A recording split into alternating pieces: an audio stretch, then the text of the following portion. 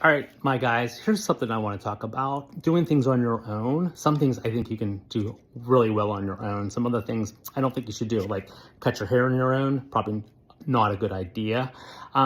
Doing surgery on your own, probably not a good idea. Writing your own will, not a good idea. Selling a house on your own, not a good idea. Let me give an example. When surveyed, asking people who sold their house on their own, some things that they retrospectively why they thought it was a bad idea. Okay, first of all, one of the big things that came up is the buyer often felt that they weren't trustworthy because an agent wasn't involved. Makes sense, right? Because they thought maybe they were covering something up, something that they were doing was dishonest, which is true, right? Because agents have a lot of forms that make it real legitimate. We have a lot of forms that keep everything on the level. Okay, so makes sense, right? Second thing, they also felt that they didn't understand the contract. So if the buyer had an agent represent them or it had a contract involved, the seller often said, well, I didn't understand things in the contract. I was signing stuff I didn't understand. Agents help explain things. We help make things make sense. So that's one of the pluses of using an agent, right? We speak in regular English or we help explain stuff. So it's another plus of why you should not doing it on your own.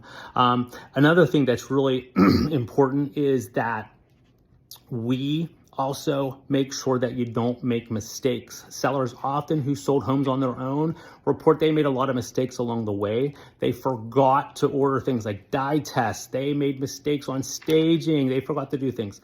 That's what we do. We make it better for people. Another thing, they sold the house for a lot less than they should. People think when we get involved that we jack the price of the house up. That is not true. We just help sell it for market price.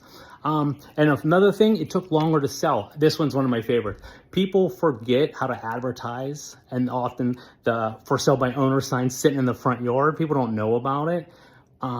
Don't make that mistake. And one of the last things is we help take the stress out. Now, don't get me wrong. Sometimes it goes the other way around and people will get frustrated with their agent. They don't like their agent or they feel their agent may have pressured them into make a decision that they didn't like.